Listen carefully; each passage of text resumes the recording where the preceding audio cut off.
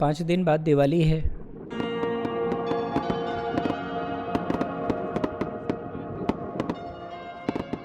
कुछ लोग दिवाली कहते हैं, कुछ लोग दीपावली कहते हैं। क्या फ़र्क है? मूल शब्द जो है, सांस्कृतिक जो शब्द है वो है दीपावली।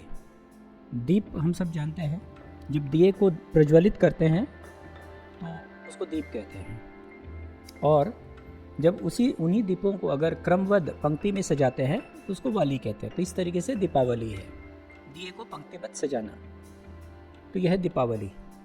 तो दीपावली जो है संस्कृत शब्द है और तत्सम शब्द है। तत्सम यानी शुद्धतम। लेकिन होता यह है कि हम कुछ भी बोलना शुरू कर देते हैं बाद में, जैसे जितेंद्र को जीतू तो जितेंद्र तो शब्द है और जीतू भी शब्द हो सकता है, आप मान सकते हैं, लेकिन उस शब्द को हम हिंदी भाषा में कहते हैं तदभाव। जितेंद्र जो है वो तत्सम है और जीतू तदभव है। उसी तरीके से दीपावली तत्सम शब्द है और दिवाली तदभव शब्द है। और हमें प्रयत्न करना चाहिए कि हम शब्दों का सही सही उच्चारण करें, क्योंकि शब्द जो है ब्रह्म हैं, उनका बड़ा प्रभाव है। और अगर हम छोटी छोटी बातों पर ख्याल रखेंगे तो बड़े बड़े परिणाम आएंगे। त्योहार क्यों मनाते हैं, उत्सव क्यों मनाते हैं? 2 बात है। उत्सव हर्षो उल्लास के लिए मनाते हैं, खुशी जताने के लिए, खुश जब हो जाते हैं तो उसकी अभिव्यक्ति करने के लिए। लेकिन इसका जो आध्यात्मिक दृष्टि है वो है अध्यात्म याद दिलाने के लिए। तो ये 2 कारण हैं। तो हमें इन दोनों बातों का ख्याल रखना चाहिए। सिर्फ उत्सव में अपने आप को बेहोश करके, अपने आप को भुलाकर उत्सव मनाना, ये पूरी बात नहीं है। हर त्योहार के पीछे कुछ न कुछ उसका आध्यात्मिक कारण है, उसको समझना चाहिए। तो हमारा मानना, हमारा मनाना दोनों सार्थक होगा। तीसरी बात है, दीपावली कैसा त्यौहार है? मूलतः सबको एक प्रश्न होता है कि हमारे जीवन का उद्देश्य क्या है, ऑब्जेक्ट क्या है, हमने ये शरीर क्यों लिया है, हमारे इस जीवन का गंतव्य क्या है। तो हमारे शास्त्रों ने 4 बातें बताई हैं। क्या क्या है? धर्म, अर्थ, काम और मोक्ष। आपको अपने जीवन में ये 4 पुरुषार्थ पूरे करने होते हैं तो आपका जीवन सार्थक माना जाएगा। तो ये जब पुरुषार्थ पूरे होते हैं, या फिर इस पुरुषार्थ को याद दिलाने के लिए, जैसा कि मैंने बताया कि उत्सव और आध्यात्मिक याद दिलाने के लिए पर्व जो है मनाए जाते हैं। तो ये जो 4 पर्व हैं हमारे, तो ये जो 4 पर्व हैं ये 4 पुरुषार्थ के लिए हैं। दशहरा जो है वो धर्म का पर्व है। अर्थ के लिए दीपावली है। दीपावली अर्थ का पर्व है। काम, होली काम का पर्व है। और श्रवणी, जिस दिन हम रक्षाबंधन मनाते हैं, वो मोक्ष का पर्व है। तो आज दीपावली की बात करते हैं। दीपावली 5 दिनों का पर्व है। कब से शुरू होती है? 13वें दिन से, कार्तिक महीने के 13वें दिन से शुरू होती है। तो इसको धन त्रयोदशी भी कहते हैं। और इस दिन क्या हुआ था, क्यों मनाते हैं हम ये पर्व? समुद्र मंथन में जो 14 रत्न निकले थे विष्णु पुराण के अनुसार, उसमें से एक है धन्वंतरी जी। तो देव जो धन्वंतरी हैं वो प्रकट हुए थे। तो धन्वंतरी जी कौन है? धनतेरस के दिन या धन त्रयोदशी के दिन धन्वंतरी जी का अवतरण हुआ था। धन्वंतरी जी जो हैं वो आयुर्वेद के देवता हैं। आयुर्वेद किसे कहते हैं हम? जो जीवन शास्त्र है, लाइफ साइंस। वर्तमान समय में हमारा जो मेडिकल साइंस है, इसको आप लाइफ साइंस नहीं कह सकते। ये क्या है? ये डिजीज साइंस है। अगर आप किसी डॉक्टर से पूछिए व्हाट इज हेल्थ, स्वास्थ्य क्या है, तो वो जवाब नहीं दे पाएगा, क्योंकि उसकी कोई परिभाषा नहीं है उनके पास। स्वास्थ्य क्या है? ज़्यादा से ज़्यादा वो कहते हैं absence of disease is health. बीमारी नहीं है तो आपका स्वास्थ्य है। ये नकारात्मक परिभाषा है, परिभाषा नहीं है। तो जब परिभाषा नहीं है तो उसका विज्ञान भी नहीं है उनके पास। हम जो डॉक्टर के पास जाते हैं उसकी डिग्री का क्या नाम है? MBBS। फुल फॉर्म क्या हुआ? Bachelor of medicine and bachelor of surgery. उसमें कहीं भी जीवन है, लाइफ है? कहीं नहीं। लेकिन आयुर्वेद किसको कहते हैं? आयुर माने जीवन, वेद यानी ज्ञान, जीवन का जो ज्ञान है, लाइफ साइंस। तो ये आयुर्वेद पढ़ने से आपको जीवन का विज्ञान समझ में आएगा। और ये किसने दिया? ये धन्वंतरी जी ने दिया। तो कितना ज़रूरी है ये समझना, क्योंकि जीवन तो जीना है और स्वस्थ जीवन जीना है। तो स्वस्थ जीवन जीने के लिए आपको आयुर्वेद जानना है। तो आयुर्वेद कौन बताते हैं? धन्वंतरी जी बताते हैं। तो मैं धन्वंतरी जी का हम क्या मनाते हैं? हम धनतेरस के दिन क्या करते हैं? सोना चांदी, घर के बर्तन, कपड़े, चद्दर, पटाखे, मिठाइयाँ। तो हमारा फोकस कहाँ है? हमारा ध्यान कहाँ है? हाँ, पैसे में कि पैसा कमाना है और पैसा खर्च करना है और पैसे का भोग करना है। हाँ, लेकिन स्वास्थ्य से संबंधित हमारी कोई बात होती है धनतेरस के दिन? धन्वंतरी जी को हम पूजते हैं, धन्वंतरी जी की बातों को हम क्या समझना चाहते हैं अपने जीवन में। तो हम त्यौहार कैसा मनाते हैं आप देखो। बनाने वाले ने तो त्यौहार बना दिया, पर हम मनाते कैसे हैं? तो इससे तो बढ़िया होता कि हम त्यौहार नहीं मनाते, क्योंकि गलत ढंग से अगर आप मनाएंगे तो इसका परिणाम तो गलत ही आएगा। अब हम देखो अपने स्वास्थ्य से दूर हो गए, हर व्यक्ति बीमार है, हर व्यक्ति जो है दवाइयाँ ले रहा है। स्वास्थ्य का तो हमें अनुभव ही नहीं है कि स्वास्थ्य क्या है। स्वास्थ्य का विज्ञान का हमें कुछ पता ही नहीं है। वैसे तो हम कहते हैं पहला सुख निरोगी काया, दूजा सुख घर में हो माया, पर हम तो माया ही माया में फंसे हुए हैं। पहला सुख निरोगी काया हम कहते तो ज़रूर हैं, पर उसके लिए क्या करते हैं? कितने प्रयत्नशील हैं हम स्वस्थ रहें। और तो और आजकल जो लाइफस्टाइल जो प्रॉब्लम्स हैं, लोग उसको भी डिजीज़ कहते हैं, जैसे ब्लड प्रेशर, डायबिटीज़। ये सब कोई बीमारियां नहीं है, ये तो आप गलत ढंग से जी रहे हैं, सिर्फ उसकी सूचनाएं हैं। तो हम क्या करते हैं, इनको बीमारी कह देते हैं और दवाई लेना शुरू कर देते हैं। अरे ठीक से जीना शुरू कर दो, सब कुछ ठीक हो जाएगा। तो आपने इसको तो बीमारी कह दिया, तो अब आप तो दवाइयाँ लेना शुरू कर देंगे। तो हम माया ही माया है धनतेरस के दिन। और हम जब से जन्मे हैं, जब से बड़े हुए हैं, तब से तो यही देख रहे हैं, और जो आप देखेंगे वही तो सीखेंगे। तो ये एक विशेष सर्कल है और हम सब इसमें फंसे पड़े हैं। सही सही बात नहीं पता है, सही सही विज्ञान नहीं पता, सही सही दर्शन नहीं पता है। तो हमारी कंडीशनिंग ऐसी हो गई है बचपन से देखते देखते कि अब तो लोग कहते हैं कि इस दिन चांदी खरीदना बहुत ज़रूरी है। हाँ, चांदी खरीदने हर कोई दौड़ता है, इसका भी टाइम देखता है लोग कि किस समय चांदी खरीदना है। थोड़ी समझ की ज़रूरत है, ठीक है। तो ये था पहला दिन धनतेरस का, यानी धन त्रयोदशी का, ये जो 13वें दिन पे होता है। अब आते हैं 14वें दिन, ये है नरक चतुर्दशी। इसको लोग छोटी दीपावली के नाम से जानते हैं, काली चौदस के नाम से भी यह जाना जाता है। तो ये नरक चतुर्दशी क्या है? इस दिन कृष्ण ने नरकासुर का वध किया था और नरकासुर ने 16,000 महिलाओं को कैद कर लिया था। अब एक साधारण बात समझिए, आदमी को कोई कैद कर ले समझ में आता हो, महिलाओं को कैद करने का क्या कारण है? तो बहुत ही असामाजिक तत्व था वो।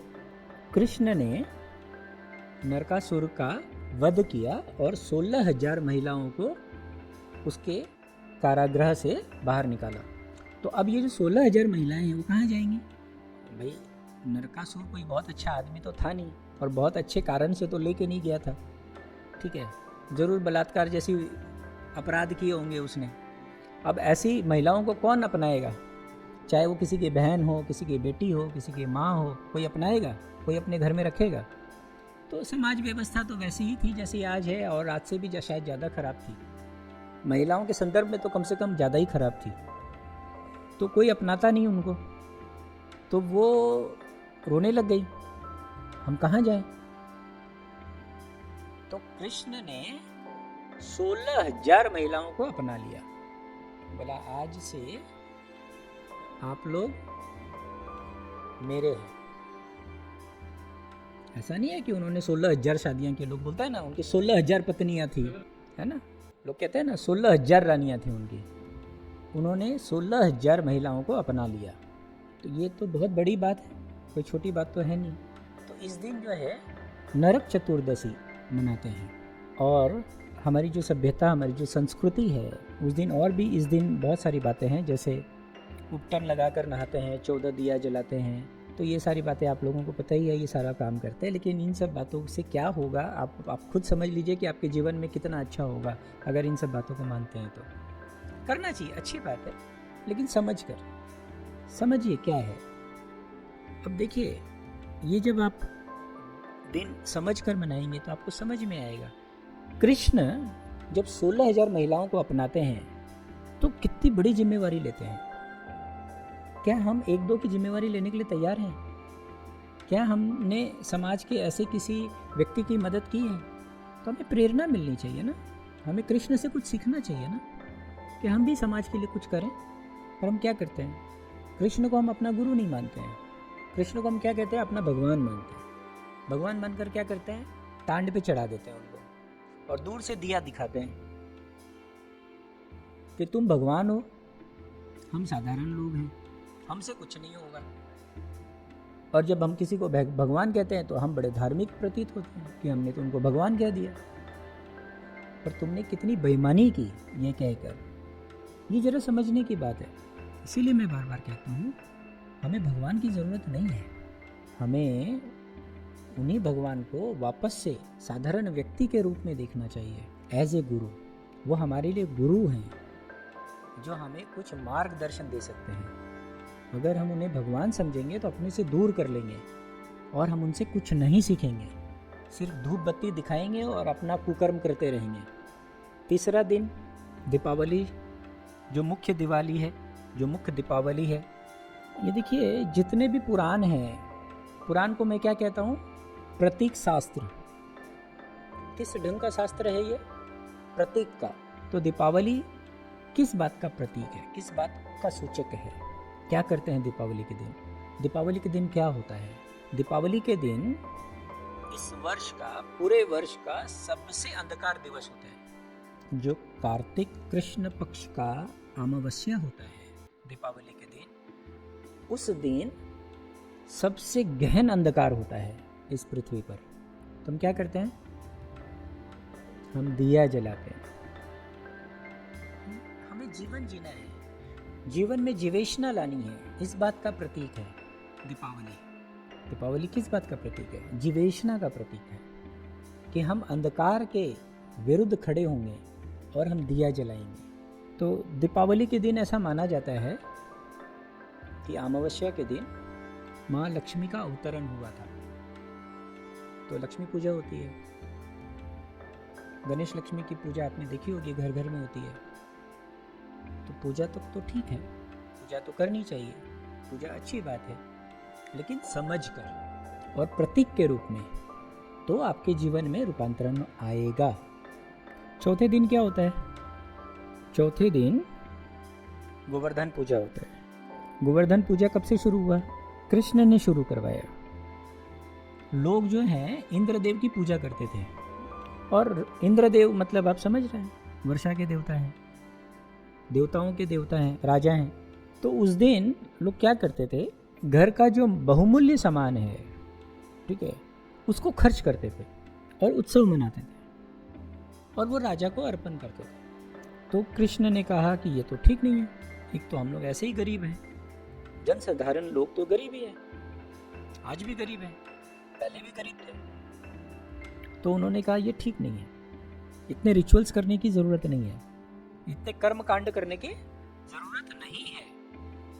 देखिए, अब हम तो कृष्ण के नाम पे ही कर्म कांड करते हैं, लेकिन कृष्ण ने कहा कि कर्म कांड करने की ज़रूरत नहीं है, पूजना ही है। तो सामने में उनके गोवर्धन पर्वत था, बोला इनको पूज लो, ये देखो तुम्हारे कितने काम की प्रकृति है, प्रकृति की पूजा करो, गोवर्धन की पूजा कर लो। अब सब जगह तो गोवर्धन है नहीं, तो लोग क्या करते हैं, गोबर का एक टीला बना लेते हैं छोटा सा और उसको गोवर्धन कहते हैं और गोवर्धन पूजा करते हैं। तो ये प्रतीक है। समझने की बात क्या है? समझने की बात यह है कि कृष्ण ने कहा कि कर्म कांड नहीं करना है, प्रकृति को समझना है, प्रकृति की पूजा करनी है। आप भी प्रकृति के हिस्से हैं, प्रकृति के लय में जीना है। तो गोवर्धन पूजा का मूल कारण यह है। तो आपने वो कहानी तो सुनी होगी, उसके बाद इंद्रदेव गुस्सा हो गए, फिर बहुत वो वरुण को बोले कि भैया फिर तुम बरसाव करो, फिर बहुत बारिश हो गई, फिर बाढ़ आ गई, तो उन्होंने गोवर्धन पर्वत उठा लिया और सारे लोग, गांव के लोग उनके नीचे आ गए। ये सब देखिए, ये सब समझाने के लिए है। बात यह है कि जैसा कि मैंने कहा कि पुराण जो है वो प्रतीक शास्त्र है। हुआ ये बात यह है कि जो हमारे वेद हैं और जो हमारे उपनिषद हैं, जो हमारे दर्शन हैं, वो बहुत आसान नहीं है समझना। सच तो ये है। एक तो क्या है, साधारण लोगों को 2 रोटी का इंतज़ाम करने में जीवन बीत जाता है। ठीक है, कितने पढ़े लिखे लोग हैं आज भी। पहले तो जीवन और ज़्यादा कठिन था, कहाँ समय था लोगों के पास। ऊपर से ये जो भाषाएं थी, ये धीरे धीरे उस समय से ही एब्सोल्यूट होना शुरू हो गई थी। संस्कृत भाषा, जो वेद और उपनिषद जो लिखे हुए हैं, वो वैसे नहीं समझ में आता था। समझाने वाले लोग आज भी नहीं है, तो उस समय भी नहीं थे। जन साधारण लोगों के लिए लोगों ने क्या किया, प्रतीक शास्त्रों का निर्माण किया, और वो है पुराण। तो पुराण के माध्यम से जन साधारण लोगों को शास्त्र का ज्ञान दिया जाए, ऐसी अवधारणा रखकर पुराण का निर्माण हुआ है। तो भाई दूज 5वां दिन है। हमारी संस्कृति में विवाह है। विवाह के बाद क्या होता है, लड़की अपने ससुराल चली जाती है। ठीक है, तो पहले तो मोबाइल फ़ोन था नहीं कि डेली हाय लो कर लो, दिन में 25 बार बात कर लो। लोग बरसों बरसों हो जाते थे, बातचीत नहीं होती थी, देखना नहीं होता था, रास्ते घाट भी नहीं थे, बहुत मुश्किल था। माँ बाप का तो फिर भी स्नेह होता है थोड़ा कि चलो हम अपनी बच्ची को जाके देख लें। भाई बहन के बीच में कितना प्रेम रह जाता है। मेरा ऐसा मानना है कि ये जो भाई दूज का जो पर्व है, ये इसी बात को संजोने के लिए है। ये भाई बहन के प्रेम को, रिश्ते को संजोने के लिए भाई दूज का पर्व है। इस दिन भाई अपने बहन के घर जाता है। बहन जो है उस दिन उपवास रखती है और अपने भाई का तिलक करती है, उसकी पूजा करती है और उसके लंबे जीवन के लिए प्रार्थना करती है। तो ये एक पर्व बनाया गया है। इस पर्व के माध्यम से लोगों को याद आए कि आज मुझे अपने बहन के घर जाना है। नहीं तो कहाँ लोग अपने संसार में उलझ के रह जाते हैं, किसको याद है, किसको पड़ी है। तो कम से कम पूरे वर्ष में एक दिन तो ऐसा हो कि भाई बहन मिलें, भाई को थोड़ी खबर लेने के लिए जाए वो अपनी बहन के पास।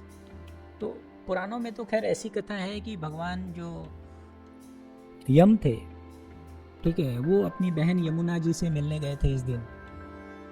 तो ये ऐसे कहानी के माध्यम से ये बताया जाता है। फिर यम ने आशीर्वाद दिया और लोगों को बताया कि इस दिन जो बहन अपने भाई के लिए पूजा करेगी, मैं उसके लिए अकाल मृत्यु नहीं बनूंगा। तो ये लोगों को, साधारण लोगों को थोड़ा इस तरीके का बात, रोचक बात जो है, और उनके जो जीवन के, रोज़मर्रा जीवन की जो बात है, वो अगर नहीं हो उसमें ना, तो उनका इंटरेस्ट भी पैदा नहीं होता है उनके अंदर। जैसा कि मैंने बताया ना कि जो हिंदी मूवीज़ होती हैं वो सत्य घटनाओं पर भी आधारित हो, तो उसमें मिर्च मसाला डालना होता है। थोड़े म्यूज़िक होंगे, थोड़े डांस होंगे, थोड़ी थ्रिलिंग होगी, थोड़ा, हाँ, तो ये सारी बातें हैं। तो ये है 5 दिनों का दिवाली का पर्व।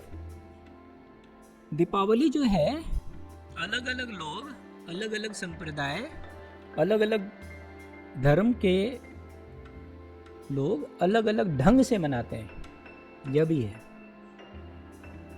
हिंदू धर्म में दीपावली जिस कारण से मनाया जाता है वो कारण अलग है। जैन धर्म के लोग जो दीपावली मनाते हैं उसका कारण अलग है। सिख भी दीपावली अपने ढंग से मनाते हैं, बौद्ध भी दीपावली अपने ढंग से मनाते हैं। इसमें एक जो मुझे सबसे ज़्यादा प्रीतिकर लगता है वो है जैन धर्म का दीपावली। वो ऐसा है, भगवान महावीर का संबोधि इसी दिन हुआ था, यानी इनलाइटेंड हुए थे। तो ये तो मैं समझता हूँ सबसे बड़ा कारण होना चाहिए।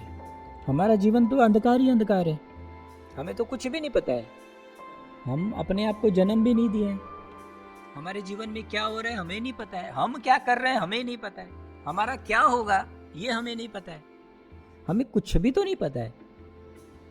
तो हमारा जीवन तो एक तरीके से अंधकार ही अंधकार है। और जिनको सत्य का अनुभव हो गया, जो संबोधि को उपलब्ध हो गए, जो इनलाइटेंड हो गए, वो है भगवान महावीर।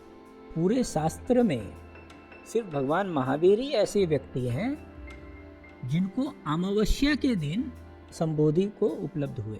बाकी सारे लोग देखो पूर्णिमा को होते हैं। ये सब मानने की बात है, कुछ है नहीं वैसे। लेकिन अगर प्रतीक की तरह भी लें तो चाहे जो भी लोग हों, जो भी संबोधि को उपलब्ध हुआ है, ज़्यादातर लोग, चाहे वो नानक हो, चाहे कबीर हो, चाहे बुद्ध हो, सब पूर्णिमा के दिन। भगवान महावीर जो हैं वो अमावस्या के दिन हुए हैं। ये बहुत बड़ा प्रतीक हो सकता है, बहुत बड़ी सीख हो सकती है मनुष्य जाति के लिए कि जो darkest night of the year है उस दिन सत्य का अनुभव हुआ। लेकिन जैन भी शायद इस कारण से नहीं मनाते हैं, वो तो निर्वाण लाडू बांटते हैं। अब तो वो बांटते हैं, उससे ज़्यादा हिंदू लाडू बांटते हैं। अब देखो लड्डू की दुकानों में लाइन लगी रहती है।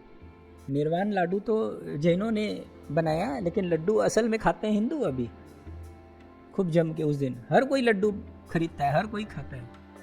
जो कारण हो सकते हैं, जिन कारणों से जीवन में रूपांतरण आ सकता है, जिन कारणों के वजह से ये पर्व बनाए गए हैं, वो कारण तो हम बिल्कुल भुला ही दिए हैं।